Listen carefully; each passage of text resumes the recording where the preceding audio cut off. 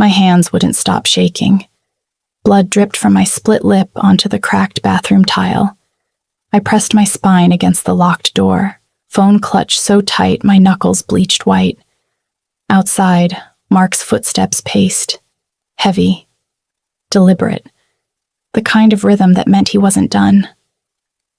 "Sarah?" His voice oozed through the door frame. "Baby, open up. Let's talk about this."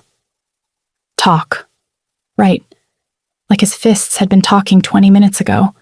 The bruises were already forming. I could feel them blooming across my cheekbone, dark petals of violence spreading under my skin. My right eye would swell shut by morning. I knew the pattern by now. I stared at my phone screen. 3 contacts. My mother, drunk by noon most days. My friend Katie, who'd stopped answering after I canceled on her the 5th time. And him. Damiano Vasari. My boss. The man who signed my paychecks and scared grown men into silence with a single look. The man whose world I'd been tiptoeing around for 6 months, pretending I didn't notice the guns, the blood-stained money, the late-night meetings that ended with someone not walking out. I shouldn't call him. Mark slammed his fist against the door. The wood shuddered. "I know you're planning something. I can hear you thinking in there, you stupid bitch." My finger hovered over Damiano's name. This was insane. He was my employer. Powerful, dangerous, untouchable. Men whispered his name in back alleys and crossed themselves after. The Vasari family didn't do favors. They collected debts. But his eyes... God, his eyes had lingered on my bruises 2 weeks ago when I'd lied about falling. He'd tilted my chin up under his office lights, studying the yellow-green fade on my jaw. Who? One word. Silk wrapped around steel. I'd pulled away. Lied again. Watched something dark flicker behind his obsidian gaze. Mark's shoulder hit the door. The frame cracked. I pressed call. It rang once. Twice. "Serafina?" His voice cut through the line like a blade through butter. Low, controlled. My full name on his lips always felt too intimate, like he was tasting something forbidden. "Can you please—" My voice broke. I tasted copper. "Can you please get me?" Silence hummed between us, not empty, alive, charged. "Where are you?" No questions about why. No surprise. He already knew. He always knew. I whispered my address. The apartment I'd been stupid enough to move into with Mark 8 months ago, back when his jealousy felt like passion instead of prison. "Don't open that door." Damiano's command wrapped around me. "I'm coming." The line went dead. I pressed the phone against my chest. My heart slammed against my ribs so hard it hurt. What had I just done? What debt had I just incurred? Mark's voice turned syrupy. "Sarah, come on. I'm sorry, okay? You know how I get when you talk to other men. That text from work, the way you smiled when you read it." The text had been about printer paper, from Janet in accounting, who was 63 and had 7 grandchildren. But Mark didn't deal in reality anymore. He dealt in paranoia and rage and the bottom of whiskey bottles. I counted my breaths, tried to slow my pulse. Damiano would come. But then what? I'd been working for him for 6 months, hired through a temp agency that didn't ask questions, didn't run background checks, just needed warm bodies who could keep their mouths shut. I'd needed the money. Rent was due. Mark had lost another job, and something about Damiano's job posting had called to me. Assistant needed. Discretion mandatory. Loyalty rewarded. The interview had been in his penthouse office. Floor-to-ceiling windows overlooking the city like he owned every brick and soul below. He'd sat behind a desk that cost more than my car, fingers steepled, watching me with the focus of a predator sizing up prey. "You understand loyalty?" he'd asked. I'd nodded. Throat dry? He'd smiled, thin, sharp, hired me on the spot.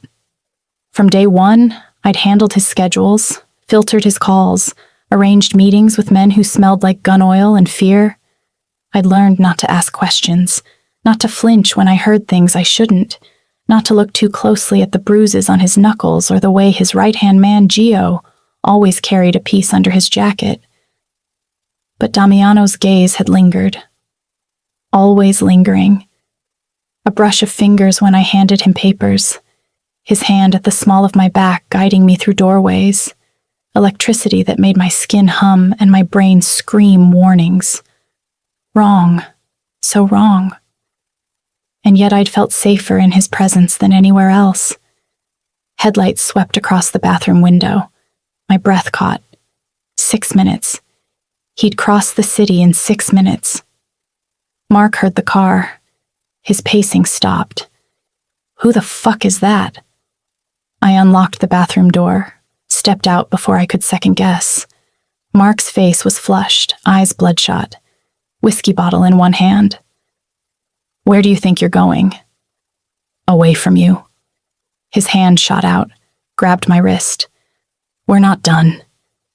The apartment door exploded inward, not kicked, not broken, just opened, like locks meant nothing. Damiano filled the doorway, 6'3" of tailored suit and controlled violence. His dark hair was perfect. His expression was empty. But his eyes, God, his eyes burned as they landed on Mark's hand wrapped around my wrist. Let her go. 2 words, spoken quietly. Mark's fingers tightened. Who the hell are you? This is my apartment, my girlfriend. Damiano moved. I didn't see it happen. One moment he was in the doorway.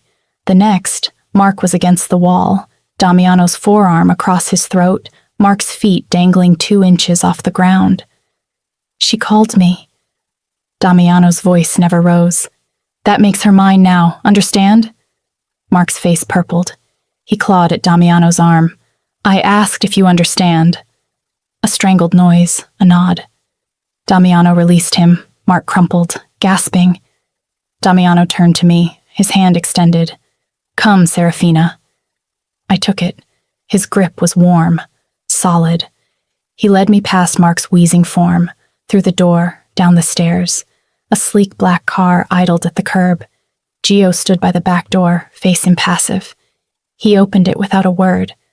The leather was cool against my bare legs. I'd forgotten I was wearing sleep shorts and a tank top. Nothing else. Damiano slid in beside me. The door closed. The world outside muffled. Drive, he said. The car melted into the night. I should have been terrified. I just entered the car of a mafia boss, left my apartment, my life, everything familiar, but all I felt was his presence filling the space between us, the warmth radiating from his body, the way his jaw tightened as his eyes traced my bruises in the passing streetlights. When did it start? He asked. 3 months ago. And you said nothing. I handled it. His laugh was bitter. You call that handling it? I touched my swollen lip, tasted blood. I didn't know who else to call. He shifted. His thigh pressed against mine. Deliberate. You should have called me the first time. Why? I met his gaze. Why do you care? The streetlights painted shadows across his face, made him look like something carved from darkness itself. Because you're mine to protect now. His fingers brushed my cheek, featherlight over the bruise. And I protect what's mine. That word, mine, it should have scared me, should have sent me running. Instead, heat coiled low in my stomach, dangerous, intoxicating. I was falling into something I didn't understand, something that would consume me, and God help me, I wanted to burn. If you're already hooked by the darkness, hit subscribe. You'll want to see how deep this rabbit hole goes. The penthouse smelled like expensive cologne and secrets. Damiano's hand stayed on my lower back as he guided me inside. the touch branded through my thin tank top. I was hyper-aware of how little I wore, how exposed I was in his space. City lights sprawled below like fallen stars. The view should have been beautiful. Instead, it felt like standing on top of the world while it crumbled beneath me. Sit. He gestured to a leather couch that probably cost more than I'd make in a year. I perched on the edge. He poured whiskey from a crystal decanter, handed me a glass. Our fingers touched. That electric spark again. He knelt in front of me. My breath stopped. Damiano Vasari didn't kneel. For anyone. Ever. Yet here he was, eye level with me, first aid kit materializing from somewhere. This will sting. He dabbed antiseptic on my split lip. I hissed. His other hand cupped my jaw, steadying me. His thumb traced my cheekbone, carefully avoiding the bruise. Tell me what happened. Not a request. So I did. The words spilled out. Mark finding the text from work, his paranoid accusations, how his mood had been spiraling for weeks. The first time he'd hit me, he'd cried after. Begged forgiveness, sworn it would never happen again. It always happened again.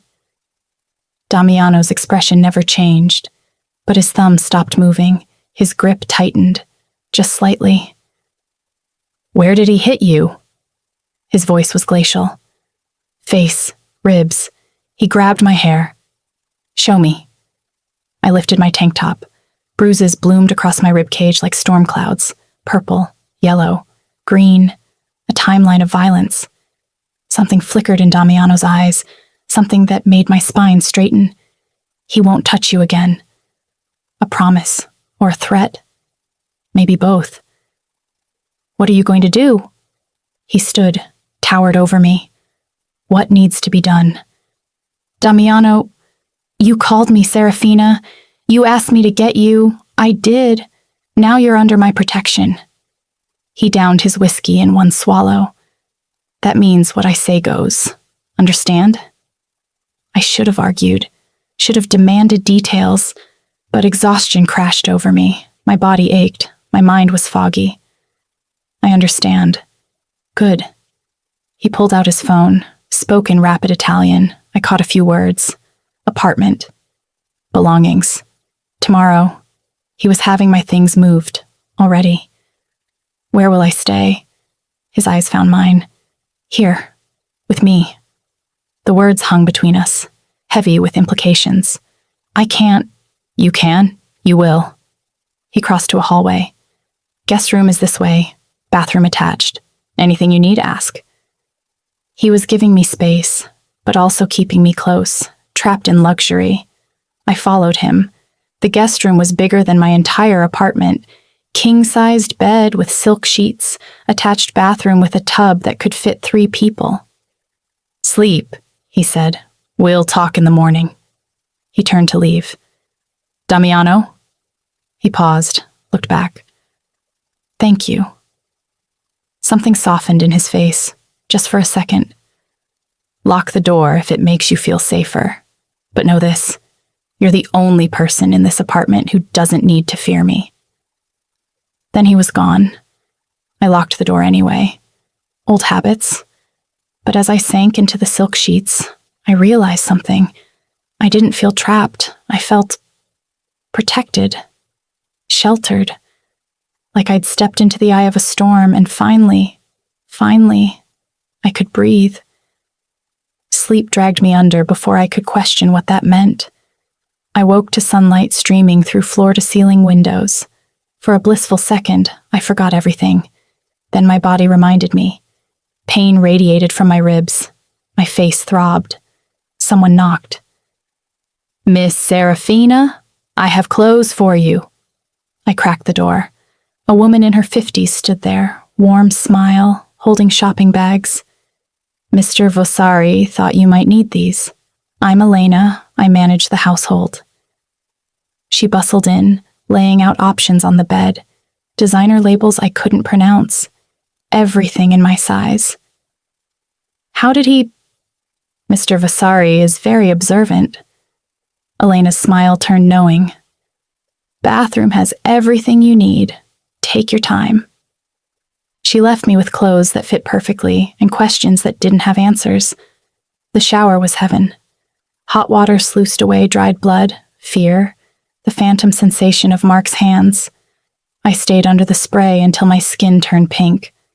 When I emerged, I chose dark jeans and a soft sweater. Simple. Comfortable. But the fabric was so fine, it felt like sin. I found Damiano in the kitchen. He'd shed the suit jacket, white shirt sleeves rolled to his elbows, revealing forearms corded with muscle and scars. Old ones, deliberate lines. He glanced up from his espresso. His gaze traveled over me, assessing. Better? Yes, thank you for the clothes. They're yours now. More are being delivered this afternoon. Damiano, I can't accept. You can, you will. He poured me coffee without asking how I took it, but he got it right. Cream, no sugar. Sit, eat. A plate appeared. Pastries, fruit. More food than I'd seen in weeks. I sat. He watched me eat like it satisfied something in him. What happens now? I asked. Now? You work, same as before. My assistant. But you live here. Under my protection. And Mark? Being handled. The casual way he said it made ice slide down my spine. What does that mean? It means he won't be a problem anymore. Don't ask for details you don't want to know. I should have pushed. Should have demanded answers. But part of me, a dark, broken part, didn't want to know. Didn't care what happened to the man who'd used me as a punching bag. Your mother, Damiano said. She's in St. Mary's. Liver failure. You've been paying her medical bills. I froze. How do you? I know everything about you, Serafina. Your father left when you were 10. Your mother drank herself into hospitals. You've been surviving on your own since you were 17, working shit jobs for shit pay, until you came to me. Heat flushed through me. Anger. Violation. You investigated me? The moment you walked into my office 6 months ago, I started learning everything. He leaned forward. Your favorite color, your coffee order, the way you bite your lip when you're nervous, the bruises you tried to hide. That's necessary. I don't let people into my world without knowing exactly who they are. His eyes burned into mine. And you, Serafina, are more than you pretend to be. What's that supposed to mean? He smiled. That thin, sharp smile that promised danger. It means you're strong. Stronger than you know. You survived a childhood that would have broken most people. You're loyal, smart, and you see things others miss. I'm just your assistant. No. He stood, crossed to me, tilted my chin up with one finger. You're mine now, my assistant, my responsibility, mine to protect, mine to keep. That word again. Mine. I'm not property. No, you're far more valuable than property. His thumb traced my lower lip, carefully avoiding the split. You're a secret I'm keeping, a weapon I'm sharpening, an investment I'm protecting. My breath hitched. Why? Because I decided you were worth it the moment you lied about those bruises. You protected him, your abuser. That kind of misplaced loyalty? He leaned closer. His breath ghosted across my lips. I can redirect it, channel it, make it into something powerful. I should have pulled away, should have been terrified. Instead, I felt heat pooling low in my belly, dangerous attraction I'd been fighting for months. You're using me. Yes. He didn't deny it, didn't soften it. But I'm also protecting you, providing for you, giving you what you need. And what do I give you? His smile turned predatory. Your loyalty, your obedience, your everything. The last word dripped with implication. I pulled back. My heart raced. This is insane. Yes. He straightened, control sliding back into place. But you called me, Serafina. You invited me into your life, and I don't do things halfway. He walked toward his study, paused at the doorway. We have a meeting at 2, with the Russo family. Wear the black dress Elena left in your closet. And Serafina? His eyes found mine. Don't disappoint me. Then he was gone. I sat in his kitchen, surrounded by luxury I hadn't earned, wearing clothes that cost more than my rent, realizing I'd traded one cage for another. But this cage had silk sheets, protection. A man who looked at me like I was something precious and dangerous all at once. I touched my lips where his thumb had been. God, I was in trouble. The black dress fit like it was made for me, because it probably was. I stared at my reflection. The dress hugged every curve, ended mid-thigh, showed just enough cleavage to be dangerous. My bruises had faded slightly, but were still visible. I'd tried to cover them with makeup Elena provided. Damiano appeared in the doorway. His eyes darkened as they traveled over me. Don't cover them. He crossed to me, took the makeup from my hands. Let them see what kind of men we're dealing with. What? The Russos. They deal in girls, trafficking. I'm considering a partnership. His fingers traced the bruise on my cheek. But I want them to understand what happens to men who damage what's mine. My stomach twisted. You're using my bruises as a warning? I'm using everything at my disposal. He turned me to face him. This world doesn't operate on kindness, Serafina. It operates on power, fear, respect. You'll learn. And if I don't want to? His smile was cold. You already agreed. This morning, when you ate my food, wore my clothes, stayed in my home, you accepted my protection. That comes with a price. What price? Your presence? Your loyalty? Your willingness to play your part? He circled me. Predatory. Today, you're my assistant. You take notes, look beautiful, stay quiet, and let them wonder exactly what you are to me. What am I to you? He stopped in front of me. His hand cupped my jaw. That's the question that'll keep them up at night. Are you my lover? My pet? My weakness? They won't know, and their uncertainty is my advantage. This was calculated. Every word, every touch. He was a man who weaponized everything. Why are you explaining this to me? Because I don't keep my people in the dark. You need to understand the game we're playing. Ignorance gets you killed. His thumb brushed my lower lip. And I'm not ready to lose you yet. Yet.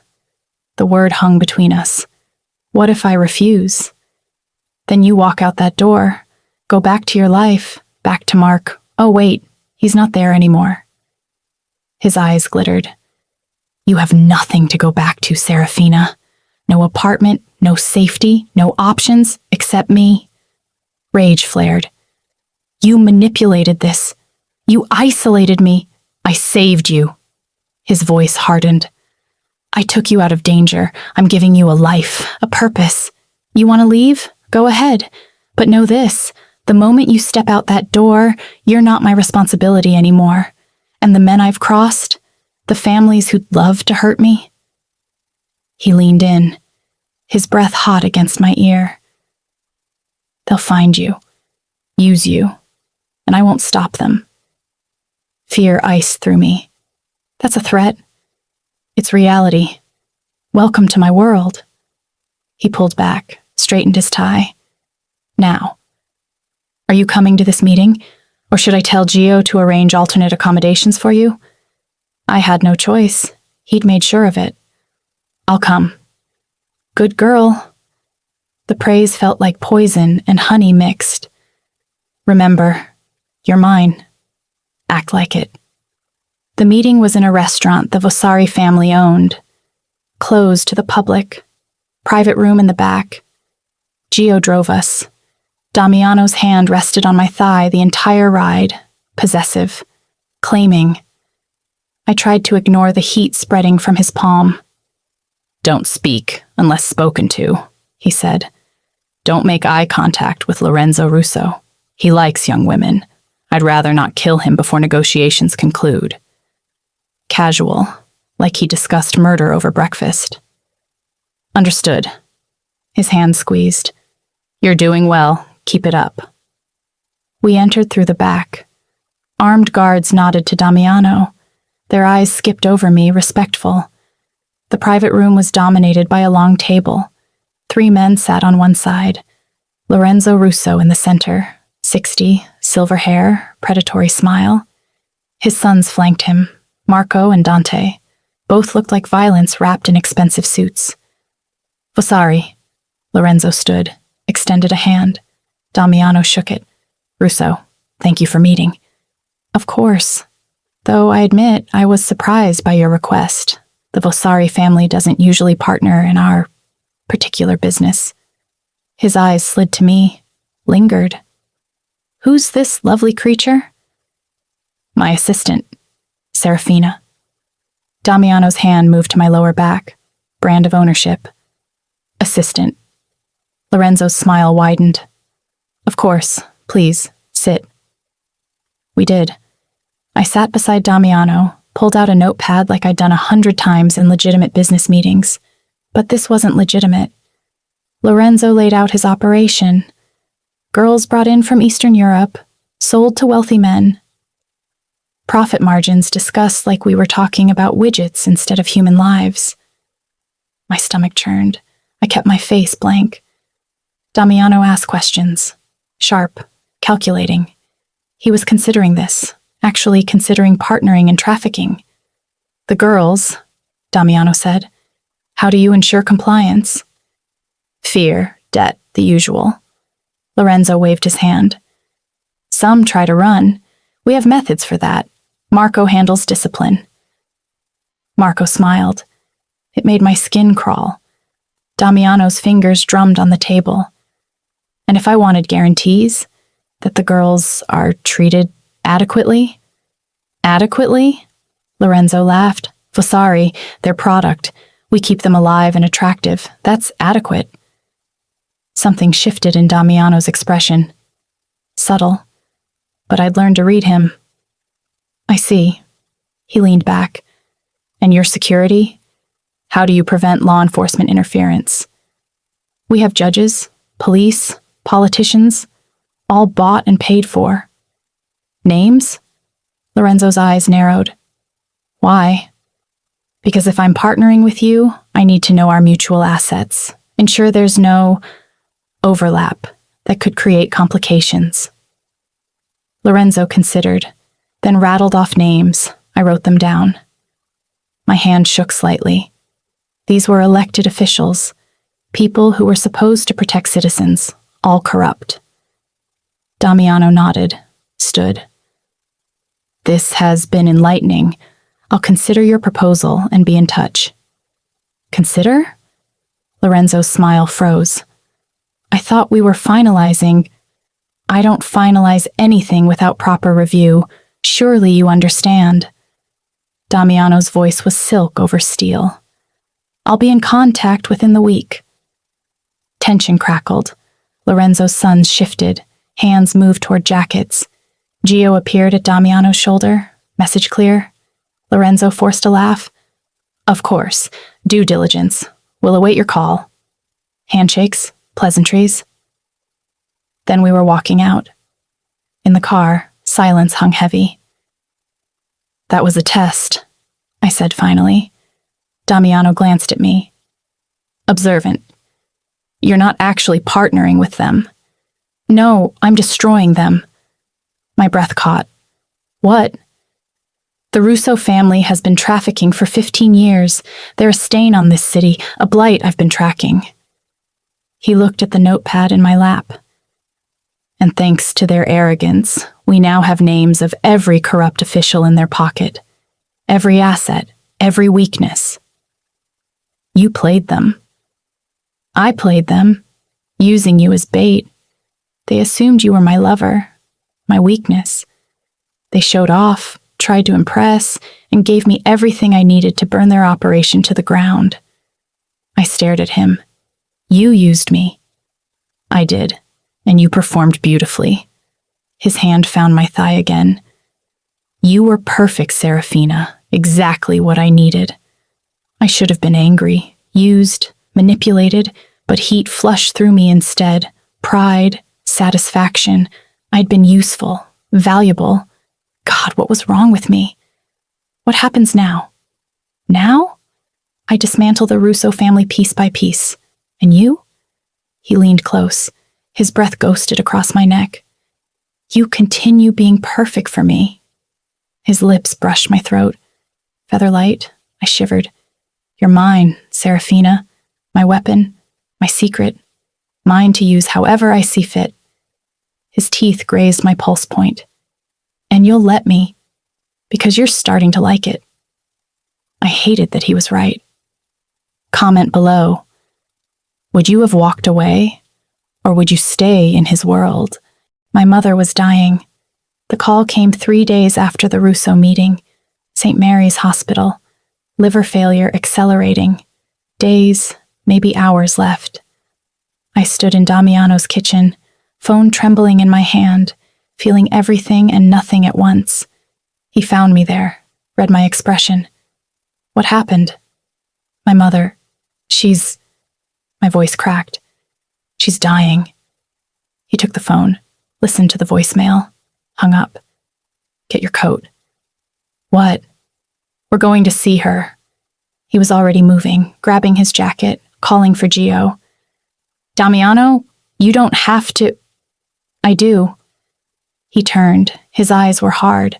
Family is complicated, but you don't get to face this alone. Understand? Something in my chest cracked. This man who trafficked in violence and fear was giving me tenderness I didn't know how to process. We drove in silence. St. Mary's was in the worst part of the city. Underfunded, understaffed. The hallways smelled like antiseptic failing to cover decay. My mother was in a shared room, tubes everywhere, skin yellow, hollow. I barely recognized her. I sat beside the bed, took her hand. It was paper thin. Her eyes fluttered open, focused on me. Sarah? I'm here, Mom. I'm sorry. Her voice was a rasp. For everything. For not protecting you. For choosing bottles over my baby girl. Tears burned. It's okay. It's not. She squeezed my hand weakly. I failed you. Your father left and I broke. I'm so sorry. I forgive you. The words surprised me, but they were true. I forgive you, Mom. She smiled, closed her eyes. Good girl. My good girl. Her breathing slowed, steadied. The morphine drip was heavy. I sat with her for an hour. Damiano waited outside, giving me space. When I finally emerged, eyes red, he was leaning against the wall. Gio stood at the end of the hallway, keeping watch. She's sleeping, I said. Will she wake? Maybe. The doctor says it could be tonight, could be a few days. Damiano studied me. What do you need? I don't know. Yes, you do. He pulled me against him, unexpected, his arms wrapped around me, solid, warm.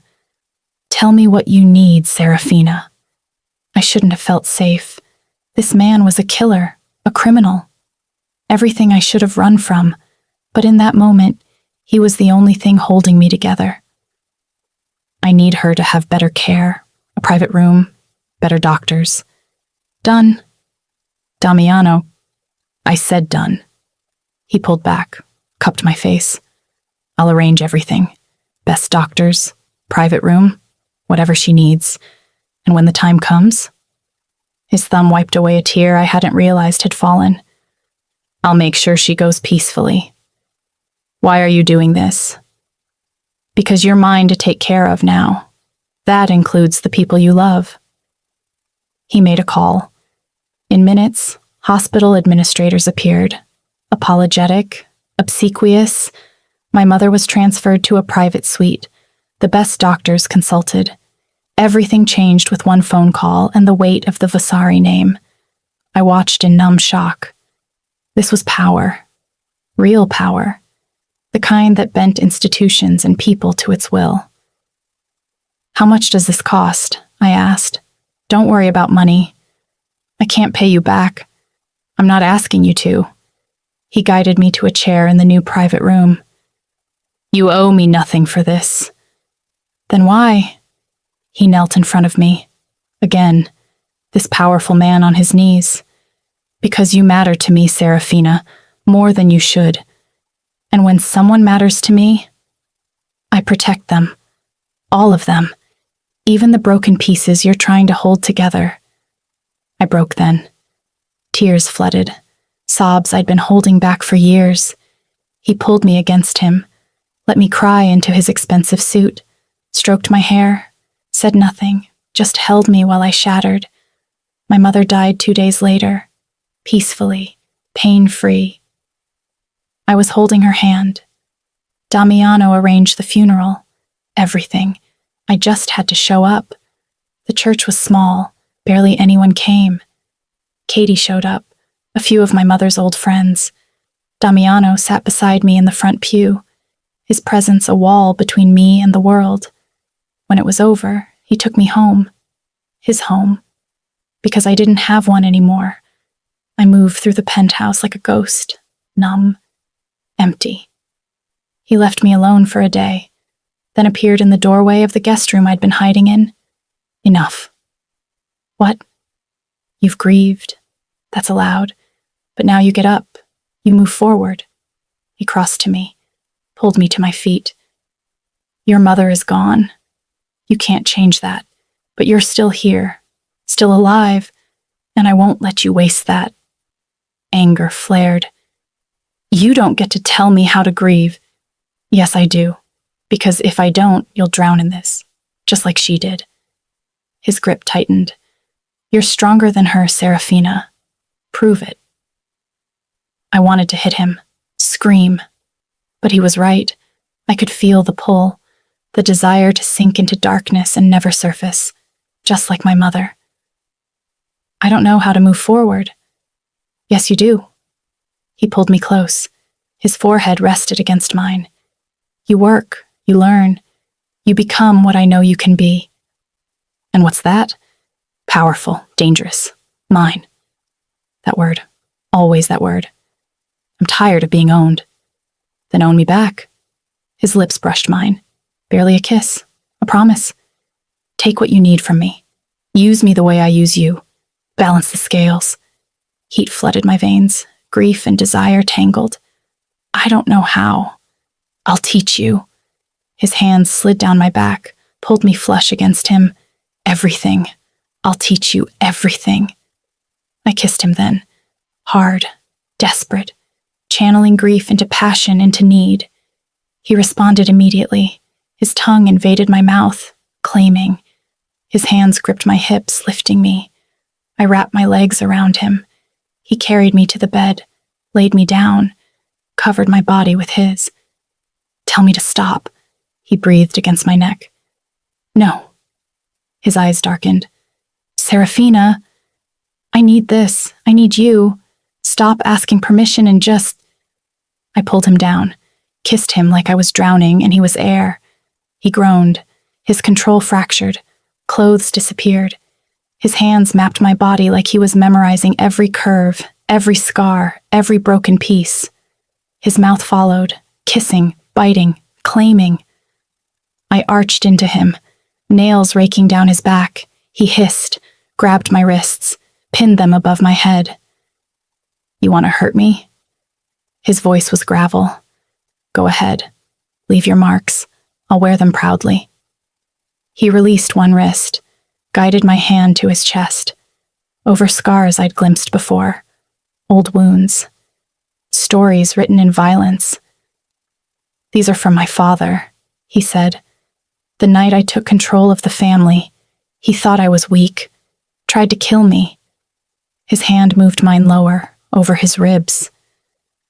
"These are from the Calabrese family. Torture. They wanted information. I gave them nothing but screams." More scars, more stories. He was showing me his trauma, his pain, making himself vulnerable. Why are you telling me this? Because I want you to know who I am, what I've survived, what I'll do to protect what's mine. He kissed me, soft, devastating. And you're mine, Serafina. Body, heart, soul. Then take me. He did.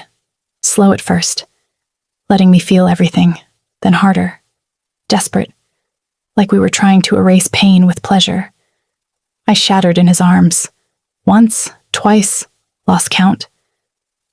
When it was over, we lay tangled together, breathing hard, sweat slicked. His fingers traced patterns on my spine.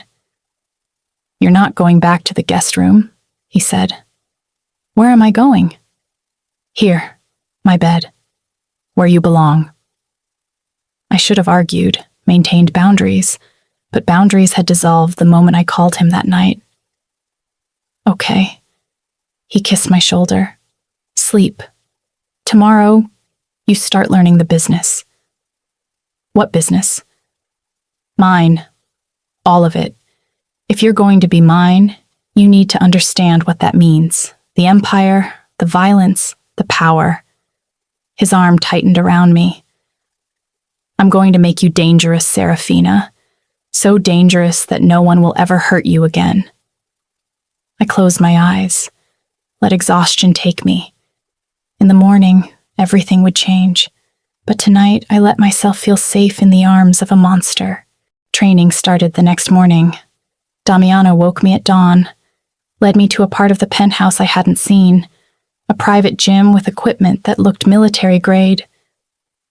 You need to be able to defend yourself. He tossed me workout clothes. Change. I'm not a fighter. You will be. For 3 hours, he drilled me.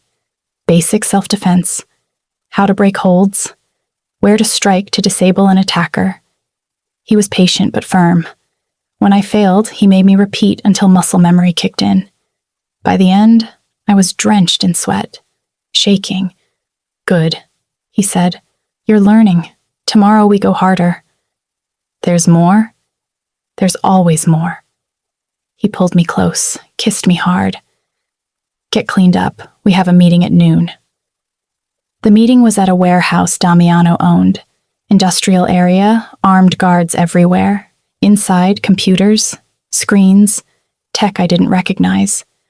A man in his 30s approached, thin, glasses, looked more like a programmer than a criminal.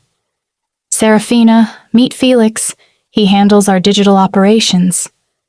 Felix nodded. Boss. Show her the Russo files, Damiano ordered. Felix pulled up screens, bank accounts, transaction records, photos of politicians, judges, police captains, all connected to the Russo trafficking operation.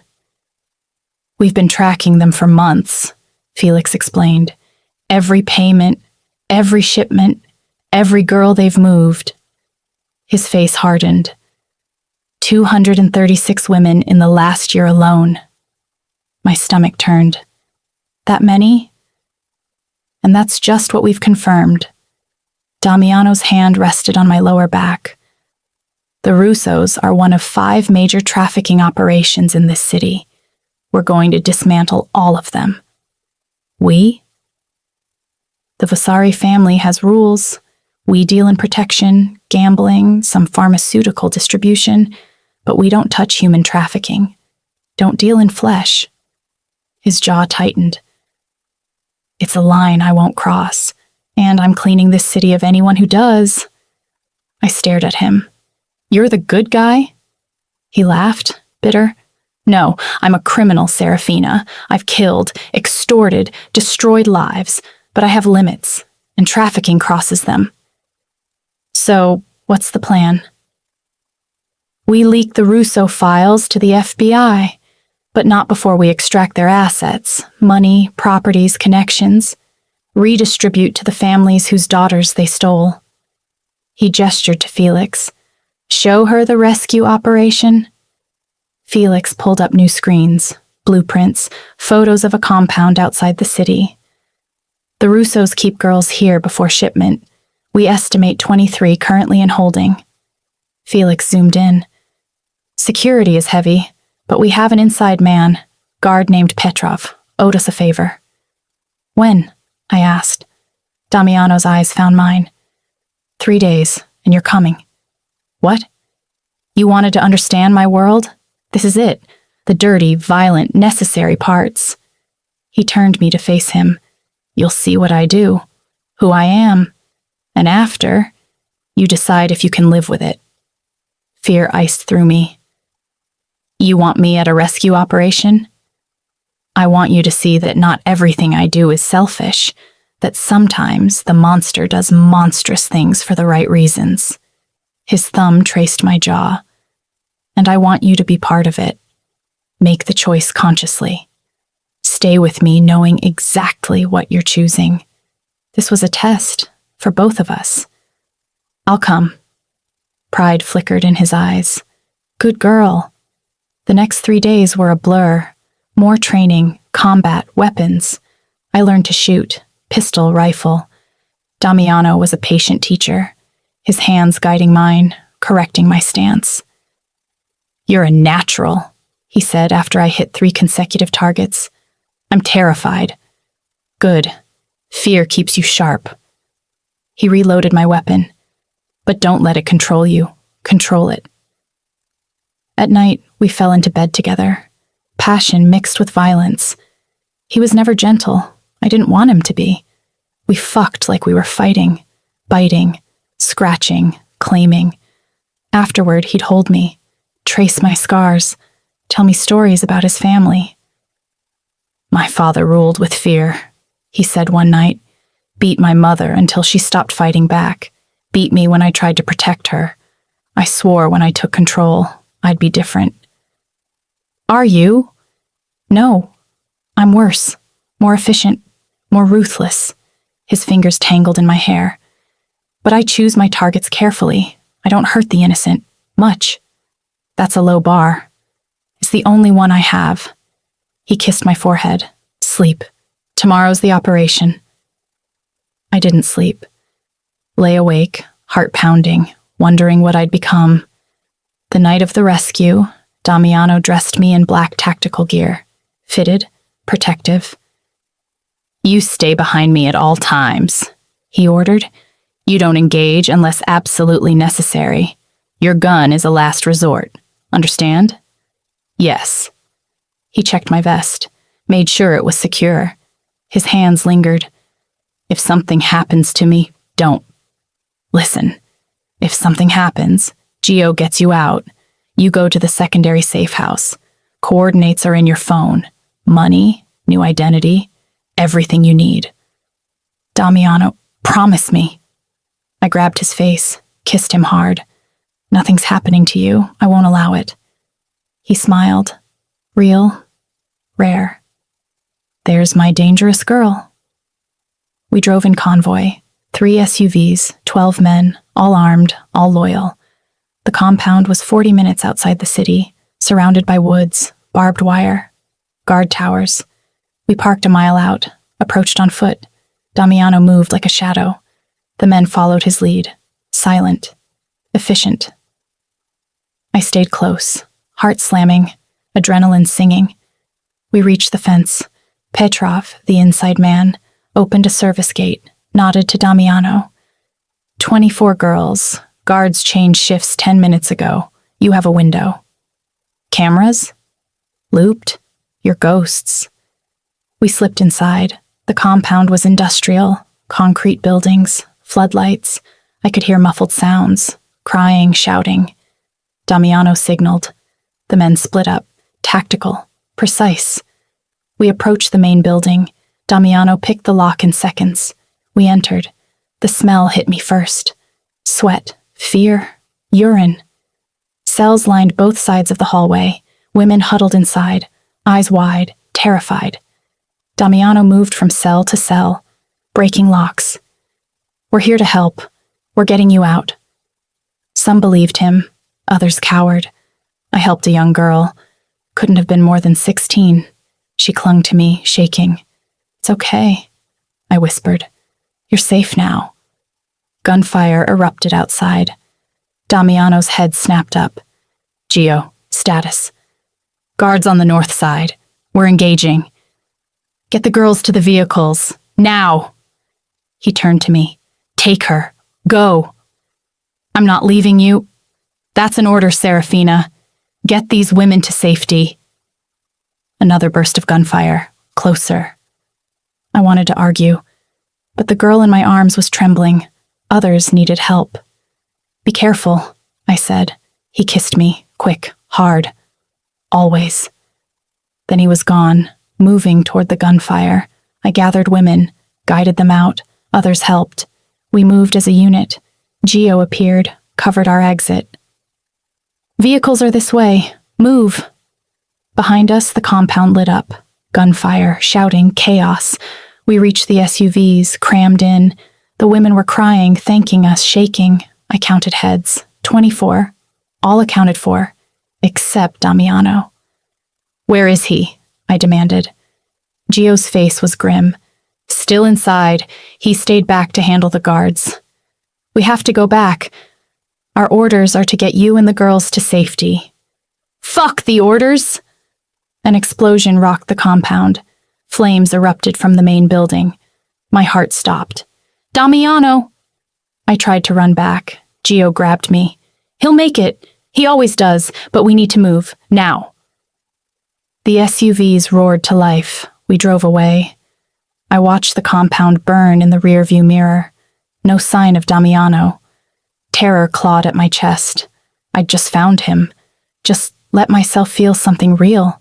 He couldn't be gone. He couldn't. The drive back felt eternal. The women were safe, but all I could think about was him. We reached the safe house, a warehouse Damiano owned, medical staff waiting. The women were treated, given food, clothes. I paced, checked my phone. Nothing.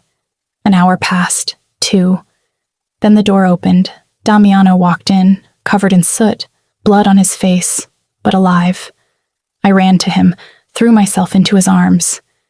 You're okay, I breathed. I'm okay. He held me tight. The guards are handled. Russo's men won't bother anyone again. Handled? Dead. No emotion, just fact. All of them. He'd killed for these women. For me, I should have been horrified. Instead, I kissed him, desperate, grateful. Don't ever do that again, I said. I can't promise that. Then promise you'll come back. Always. He cupped my face. I promise. You're mine, Serafina. Death itself couldn't keep me from you. I believed him. In that moment, covered in blood and ash, I believed every word. The Russo operation made headlines. FBI raids, arrests, politicians scrambling. The whole network collapsed in 72 hours. Damiano orchestrated it from his penthouse office, making calls, pulling strings, watching his enemies burn. I sat across from him, learning. The trick is making them destroy each other, he explained. I leaked evidence to the FBI, but I also leaked it to the Russo family's competitors. Now both sides are tearing them apart. We just watch. What happens to the girls we rescued? Relocated, new identities, money to start over. Some have family abroad we're connecting them with. Others are staying in the city under protection. He looked up from his laptop. You did well, Serafina. You kept calm under fire. I was terrified. But you didn't freeze. You acted. That's what matters. He closed the laptop, stood, crossed to me. You're becoming dangerous, just like I promised. His hand cupped my jaw, thumb tracing my lower lip. There's something I need to tell you, he said. What? He moved to his desk, unlocked a drawer, pulled out a photograph. The same photograph I'd glimpsed months ago. Him younger, with a woman who looked like me. He handed it to me. Her name was Isabella, my sister. I stared at the photo. The resemblance was eerie. Same dark hair, same eyes, same build. She died 15 years ago. Murdered. His voice was flat. controlled, but pain lurked beneath. She was 22, beautiful, smart, wanted out of the family business. What happened? She fell in love with a rival's son, a Calabrese. My father forbade it. She ran anyway.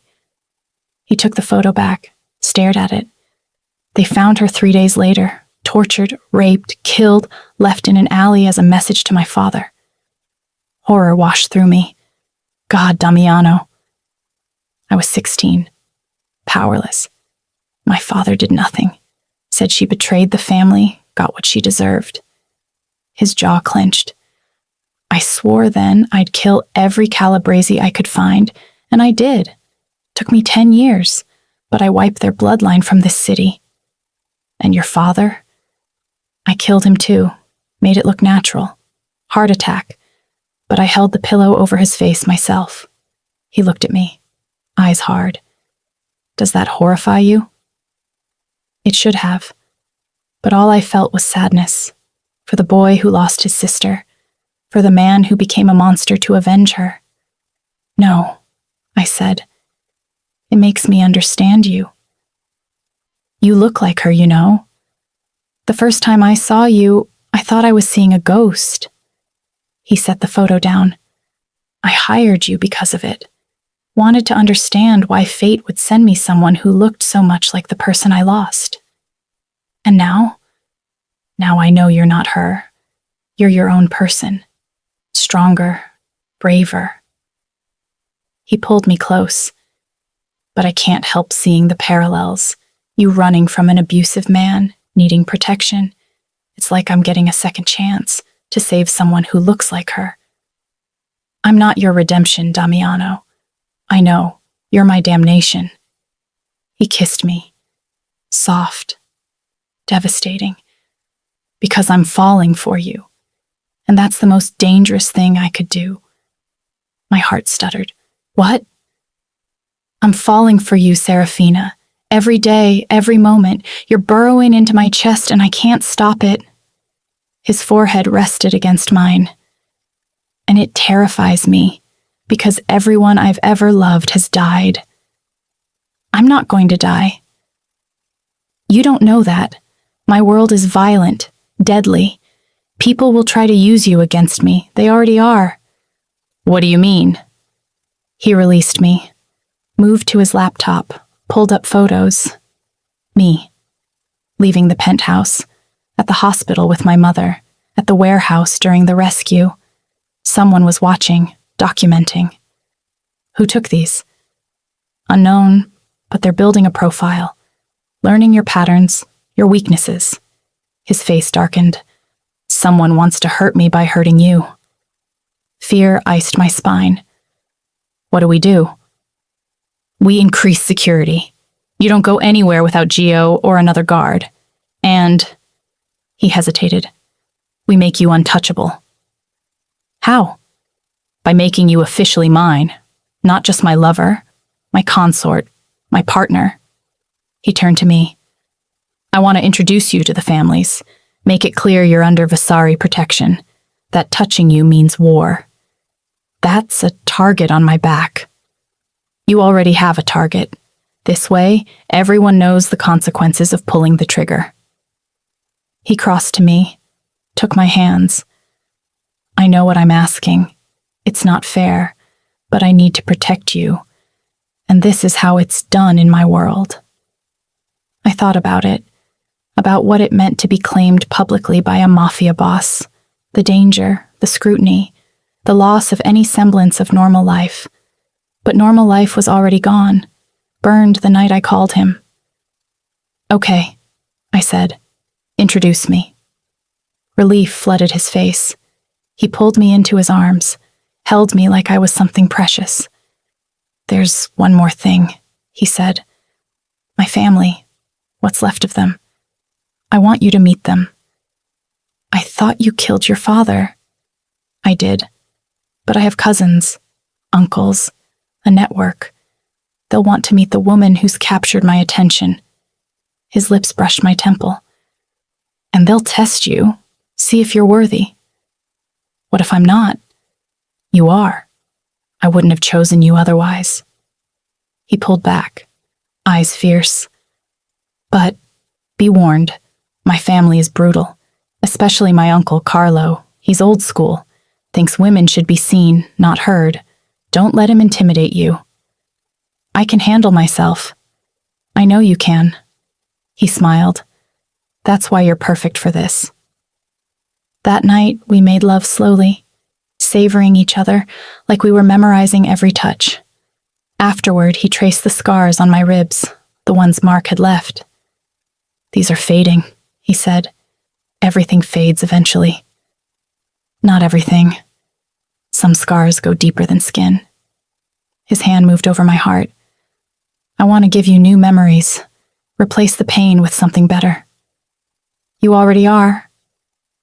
He kissed my scars, each one, like he could heal them with his lips. I'm falling in love with you, he whispered against my skin, and it's going to ruin us both. I tangled my fingers in his hair, pulled him up to kiss me. Then let's burn together. The Vasari family dinner was held at a private estate outside the city. Damiano dressed me in crimson, a dress that clung to every curve, designer heels, jewelry that cost more than most people's cars. You look like Sin, he said, adjusting my necklace. Diamond and ruby. Perfect. I'm nervous. Don't be. You face down worse than my family. He kissed my neck. And I'll be right beside you. Always. The estate was massive. Old money. Guards everywhere. Inside, a dining room that could seat 30. Crystal chandeliers. Oil paintings of ancestors who looked as brutal as they probably were. 10 people waited. All eyes turned to me as we entered. Damiano's hand on my lower back. Claiming. Protective. Everyone, this is Serafina, my consort. Silence. Heavy. Assessing. An older man stood. 60. Silver hair. Cold eyes that reminded me of Damiano's. Uncle Carlo, Damiano acknowledged. Damiano, you bring a woman to family dinner without consulting us first? Carlo's voice was steel. Bold, even for you. Serafina isn't just any woman. She's mine, and she's under Vasari protection. Damiano's voice hardened. I'm not asking permission. Tension crackled. A woman spoke. 40s, beautiful, dangerous smile. I'm Valentina, Damiano's cousin. Ignore Carlo. He thinks it's still the 50s. She approached, looked me over. You're pretty, but are you strong? Strong enough? We'll see. She gestured to the table. Sit. Eat. Let's get to know the woman who's tamed our wolf. Dinner was an interrogation disguised as pleasantries. Carlo asked about my family, background, education. Each question designed to highlight that I didn't belong. So your mother was an alcoholic. Father abandoned you. No family to speak of. He sipped wine. What exactly do you bring to this union besides a pretty face? Damiano's hand tightened on his fork. Carlo, I bring loyalty, I interrupted. Met Carlo's gaze. I bring discretion. I understand Damiano's world and I don't flinch from it. I was there when we rescued those women from the Russos. I've proven myself. Valentina laughed. She's got fire. I like her. Fire gets you killed, Carlo said. This isn't a game, girl. You're swimming with sharks. Eventually you'll drown. Or I'll learn to be a shark. I smiled. Sweet. Deadly. I'm a fast learner. Damiano's lips twitched, pride in his eyes. The dinner continued. Tests, challenges, questions designed to trip me up. But I'd spent months watching Damiano navigate this world. I knew the rules, the power plays, the subtle dominance games. I held my own. By the end, even Carlo looked grudgingly impressed. She's not completely useless, he admitted. High praise from you, Damiano said dryly. Later, on the drive home, Damiano pulled me into his lap. You were magnificent, he said. Kissed me hard. You stood up to Carlo. No one does that. He was testing me, and you passed, with flying colors. His hand slid under my dress. They accept you now, your family. Is that good? It means you're protected, but it also means you're bound to us. Blood in, no way out. His eyes darkened. You're mine forever now, Serafina. No escape. I should have been scared, trapped. Instead, relief flooded me. I belonged somewhere, to someone. I don't want to escape, I whispered. He made love to me in the back seat, windows fogged, city lights blurring past, claiming me again and again. But shadows still lurked. The photos of me kept coming. More detailed. Someone was watching, close. Damiano increased security. Gio never left my side when Damiano wasn't there. Then the package arrived, delivered to the penthouse. No return address. Damiano opened it carefully. Inside, a flash drive and a note. You took what was mine. Now I'll take what's yours. No signature. Damiano plugged in the flash drive. Video files loaded. Me, in the penthouse. Getting dressed. In the shower. Private moments I thought were safe. Someone had planted cameras. Rage turned Damiano's face to stone. Felix. Now. Felix arrived within 20 minutes, swept the entire penthouse, found 3 cameras, professionally installed. How long have they been there? Damiano demanded. At least 2 weeks. Maybe longer. 2 weeks. Someone had been watching us, seeing everything, every intimate moment, every vulnerability. Violation crawled over my skin. Who? I asked. I don't know yet. Damiano's voice was deadly calm. But I'm going to find out, and when I do, I'm going to make them suffer. He pulled me close. I'm sorry. This is my fault. I should have been more careful. It's not your fault. It is. My enemies are targeting you to get to me. He cupped my face. I won't let them hurt you, I promise. But promises couldn't stop bullets, couldn't stop men who wanted revenge. That night, I couldn't sleep. Kept seeing the video footage, feeling eyes on me even though the cameras were gone. Damiano held me, whispered assurances, but I felt it. The shift. Danger closing in. Someone was coming for us, and blood would spill before it was over. Finding the person behind the cameras took 3 days. Damiano unleashed his entire network. Felix traced the camera manufacturer. Gio interrogated contacts. Money flowed. Fear spread. Finally, a name emerged. Marco Russo, Lorenzo Russo's eldest son, the one who'd survived our dismantling of his family's operation. He wants revenge, Damiano said, showed me photos. Marco in hiding, building resources, planning. What does he want? Me dead, you broken. The Vasari family destroyed. Damiano's eyes were ice. He blames us for everything. His father's arrest, his brother's death, the loss of their empire. His brother died? Dante killed himself in custody. Couldn't handle prison.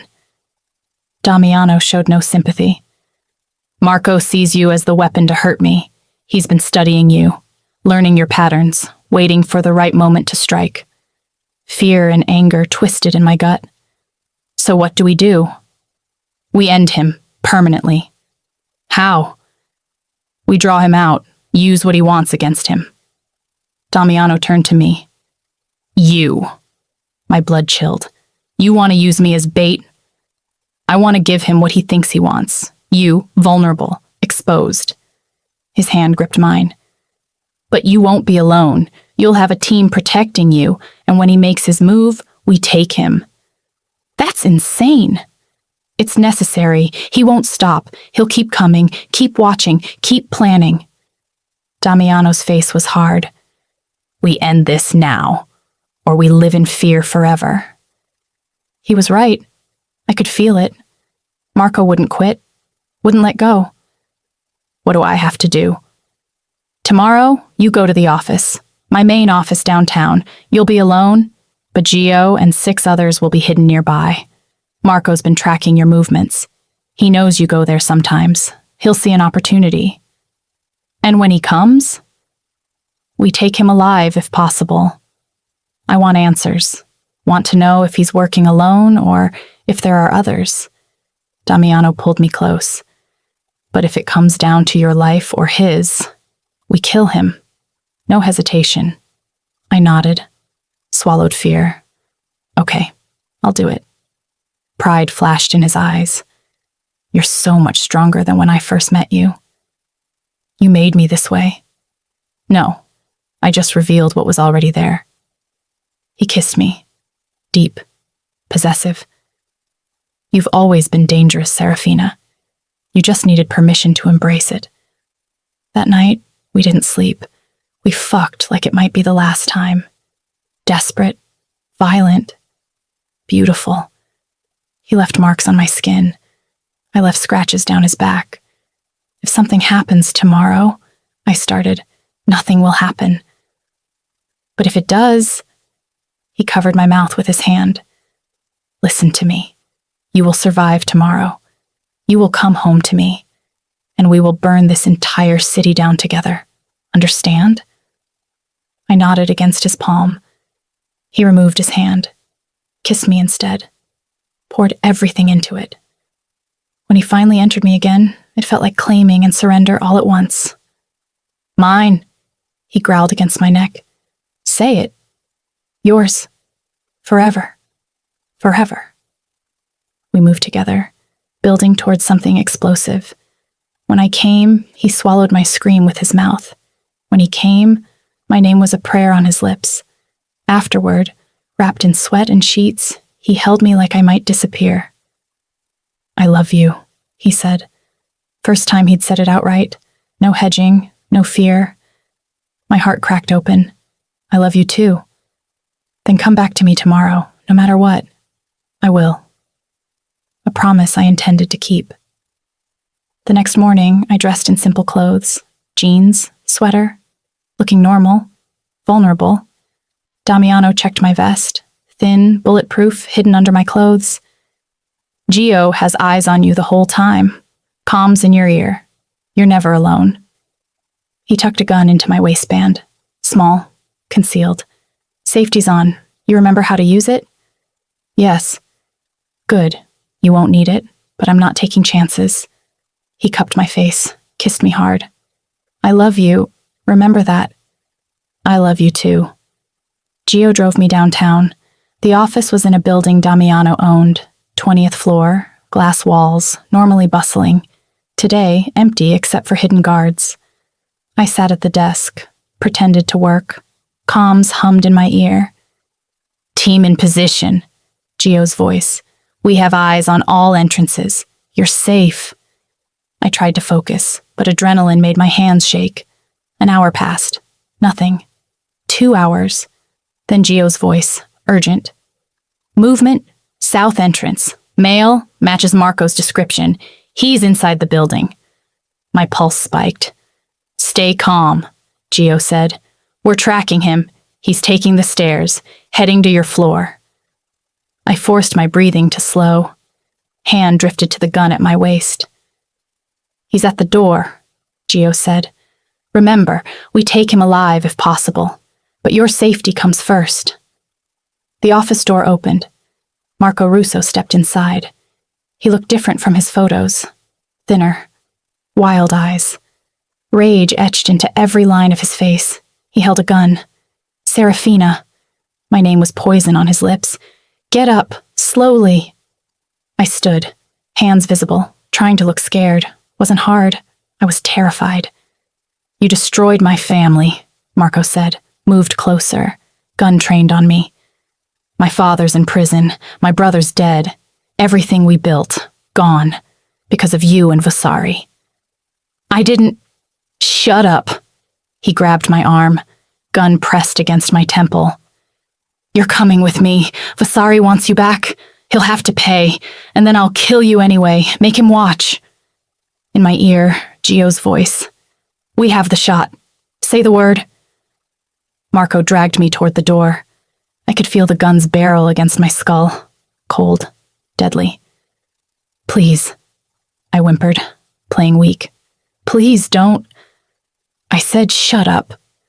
His grip loosened, just slightly, adjusting his hold. I moved. Everything Damiano taught me. Muscle memory. I grabbed Marco's wrist, twisted, dropped my weight. The gun fired, missed. I brought my elbow up, connected with his jaw. He stumbled. I pulled my own gun, flipped the safety, aimed. Marco's eyes widened. You stupid bitch, I fired, center mass. Just like Damiano taught me. Marco dropped. Blood bloomed across his chest. The office door exploded open. Gio and 4 guards rushed in, guns drawn. Clear! Gio checked Marco's pulse, looked at me. He's alive. Barely. I stood there, gun still raised, shaking. Gio gently took the weapon from my hands. You did good. It's over. Medics appeared, worked on Marco, stabilizing him for interrogation. I watched, numb. I'd shot someone, actually pulled the trigger. Watched him fall. Damiano appeared, rushed to me, pulled me into his arms. Are you hurt? No, I shot him. I know. He pulled back, studied my face. How do you feel? I don't know. Scared, powerful, wrong, right?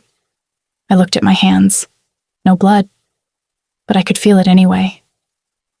Is this what it's always like? The first time? Yes, it gets easier. His thumb traced my jaw. But you defended yourself. You survived. That's all that matters. Marco was loaded onto a stretcher. Still alive. Gio would interrogate him, learn if he'd been working alone. Damiano took me home, drew me a bath, washed me himself, gentle, tender. You were incredible today, he said, soaped my back. You didn't freeze, didn't hesitate. You're becoming exactly what I knew you could be. A killer? A survivor. There's a difference. He kissed my shoulder. You protected yourself, defended your life. That's not murder. That's strength. I leaned back against him, let his words wash over me. He was right. Marco would have killed me, tortured me, used me to hurt Damiano. I'd done what I had to do, and God help me, part of me felt proud. Later in bed, Damiano made love to me slowly, worshipfully, like I was something sacred. You're mine, he whispered. My warrior, my queen, my everything. I clung to him, let him chase away the darkness with his touch. What happens now? I asked. Now? We finish this. Marco talks or he dies. Either way, the threat ends. He rolled us over, positioned himself above me. And then we build our empire. Together. Empire? You and me. Ruling this city. Protecting what's ours. Destroying anyone who threatens us. His eyes burned. I want you beside me. Not just as my lover. As my partner. My equal. You're serious. Completely. You've proven yourself. Earned your place. He thrust into me, slow, deep. Say yes, Serafina. Say you'll stand with me, forever. I wrapped my legs around him, pulled him deeper. Yes. He groaned, moved faster. Mine. Yours. Forever. Forever. We came together, violent, beautiful, binding. When it was over, he held me close, whispered promises into my hair, and I believed every word. Marco Russo broke after 3 hours of interrogation. Damiano didn't let me watch, said I didn't need those images in my head, but I heard enough. Screams. Begging. Silence. When Damiano emerged from the warehouse, his knuckles were bloody. He talked, he said, wiped his hands on a cloth. He was working alone, blinded by revenge, stupid, reckless. Is he dead? Not yet, but he will be. Damiano's eyes were empty, cold. I'm giving him to the families whose daughters the Russos trafficked. Let them decide his fate. Justice, or vengeance, maybe both. When? Tonight, there's a gathering. The families want closure. They'll get it. He looked at me, I want you there, witnessing, understanding what real justice looks like in our world. I nodded. Okay. The gathering was in an abandoned factory, 30 people, mothers, fathers, siblings, all connected to the Russo victims. Marco was brought in, bound, bloodied, eyes wild with fear. Damiano addressed the crowd. This man's family stole your daughters, sold them, destroyed lives. Our operation saved 24 women, but so many more were lost. This man represents that pain. I give him to you. Do what you must. He stepped back, gave them space. What followed was brutal, necessary. I won't describe it in detail, but Marco Russo paid for his family's sins, paid in screams and blood and terror. I watched without looking away, Damiano's hand in mine, grounding me. When it was over, Marco's body was removed. The families thanked Damiano, embraced him, blessed him. He'd given them justice when the law couldn't. We left in silence. In the car, I finally spoke. Does it ever get easier, watching people die? No, if it does, you've lost your humanity. He squeezed my hand. But sometimes death is necessary. Justice demands it. You sound like a vigilante. Maybe I am. Or maybe I'm just a monster with a conscience. He smiled, bitter. Either way, I'm yours. And I'm yours. Forever. Forever. 2 weeks later, Damiano called a meeting. All the major families in the city, neutral ground, a hotel ballroom. What's this about? I asked as we dressed. I'm making a declaration. About you, about us. He adjusted his tie, looked at me. I'm officially naming you my consort, making our union known to everyone who matters. My breath caught. That's huge, I know, but necessary. After Marco, after everything, they need to understand. You're not just my lover, you're my partner. Attacking you means war with the Vasari family. He pulled out a box, opened it, a ring.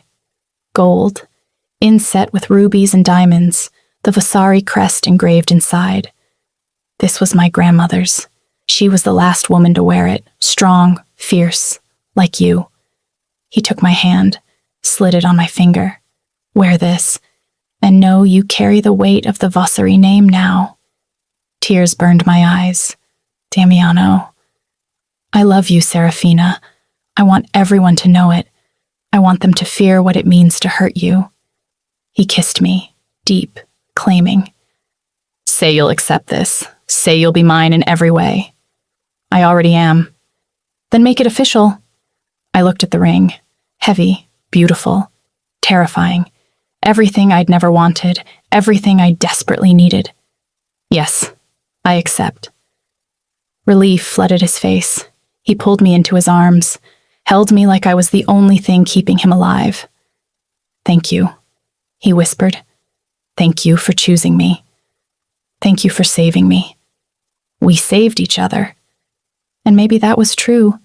The ballroom was packed, every major family represented, hundreds of people, all dangerous, all watching. Damiano led me to the front, his hand on my lower back, possessive, proud. He addressed the crowd. Thank you for coming. I've called you here to make an announcement. Serafina here is my consort, my partner. She wears the Vasari ring, carries our name. Any attack on her is an attack on our family. Any threat to her safety will be met with total war. Silence. Heavy. Assessing. Then Valentina stood, raised her glass. To Serafina, may she be as fierce as she is beautiful. Others followed. Toasts, acknowledgments, acceptance. Not everyone was pleased. I could see it in some faces, but they wouldn't dare challenge Damiano publicly. After the formal announcement, we mingled. Damiano introduced me. Each introduction was a test, a negotiation. Serafina, this is Don Moretti. He controls the docks. Pleasure, I said, offered my hand. Don Moretti kissed it. The pleasure is mine. Vasari has chosen well. On and on, each interaction choreographed, political. I played my part, smiled, charmed. Let them see I was more than decorative. Hours later, exhausted, we finally left. In the car, Damiano pulled me onto his lap. You were perfect. I'm tired. I know, but you did it. You're officially part of this world now. No going back. I don't want to go back. He kissed me. Slow. Deep. Good. Because I'm never letting you go. A month passed. Life settled into a new rhythm. I worked beside Damiano, learning the business, the legitimate operations, and the darker dealings. He taught me everything. Held nothing back. I attended meetings, negotiated deals, became his eyes and ears in places he couldn't be. At night, we fell into bed together, passion never fading, sometimes gentle, often violent, always consuming. I need you, he'd growl, pinning me to the mattress. Need this, need you. Then take me. And he would, over and over, until we were both spent, sated, complete. We were building something, an empire, a life, together. But I never forgot where I came from. The bruises, the fear, the moment I called him from that bathroom. It felt like a lifetime ago. A different person. I'd changed. Become someone harder, stronger, dangerous. Exactly what he'd promised. Then the call came. Felix. Urgent. Boss, you need to see this. We rushed to the warehouse. Felix had screens pulled up, news footage. The FBI had arrested a senator, one of the names from the Russo files. This is just the beginning, Felix said. The entire network is collapsing. Every name we leaked is being investigated. Good, Damiano said. Let them burn. More arrests followed over the next week. Politicians, judges, police captains. The corruption we'd exposed was being systematically dismantled. You did this, I said. You changed the city. We did this, he corrected. Together. He was right. I'd been part of it. The rescue, the investigation, the exposure. I'd helped save those women, helped destroy a trafficking ring. It wasn't redemption, but it was something. What now? I asked. Now we consolidate power, fill the vacuum left by the Russos, but we do it right, clean. He pulled me close. I meant what I said. I want to be different, better, and with you beside me, I think I can be. You're still a criminal. Yes, but a criminal with limits, with morals, with someone to keep me human. He kissed my forehead. You're my conscience, Serafina.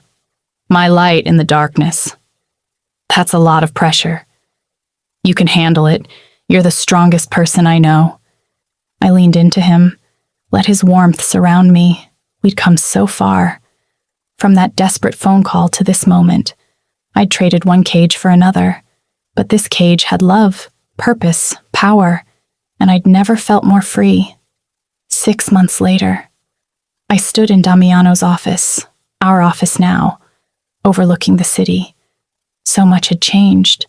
The Russo network was destroyed, dozens of corrupt officials in prison, the trafficking operation shut down, and the Vasari family was stronger than ever, with me at Damiano's side. He entered, came up behind me, arms wrapped around my waist. What are you thinking about? He asked. Everything. How far we've come. We've come far, but we're not done yet. He turned me to face him. I have a question for you. What? He pulled out another box, opened it. A different ring. Diamond. Massive. Engagement. I know you wear my family ring, but I want you to wear this too, as my wife, my partner in everything. He dropped to one knee. Serafina, will you marry me? Make this official in every way? My heart stopped. Damiano, I love you. I've loved you since that first night, since you called me broken and scared and I came for you. You're the only person I trust completely, the only one who sees me as more than a monster. His eyes shimmered. Say yes, please. Tears streamed down my face. Yes, I'll marry you. He stood, slid the ring on my finger beside his grandmother's, kissed me hard. Mine, he whispered. Yours. Forever, forever. We made love right there, in the office, against the glass, the city sprawling below us, our kingdom, our empire, built on blood and violence and love. Later, wrapped in his arms, watching the sunset paint the sky red, I thought about that girl in the bathroom, bruised, terrified, desperate. She'd made a choice that night, called a monster to save her, and the monster had given her everything: protection, power, love, had destroyed her old life and given her a new one. I didn't regret it, not one moment. I love you, I said. I love you too, Damiano replied, my beautiful, dangerous queen. And in that moment, surrounded by the city we ruled, I knew this was where I belonged, in the darkness, with him, forever. My name is Serafina Vasari now, wife of the most dangerous man in the city, partner in an empire built on shadows and blood. I started as a victim, became a survivor, transformed into something more. The bruises Mark left have faded, but the scars Damiano gave me, the strength, the power, the ruthlessness, those are permanent. I'm not the same girl who dialed that number in desperation. I'm something new, something forged in fire, and I wouldn't change a thing. Thank you so much for watching. If this story touched your heart, please don't forget to like, subscribe, and turn on notifications. Your support helps me bring you even more emotional, heartwarming stories filled with love, tension, and unforgettable moments. Stay tuned. More beautiful stories are on the way.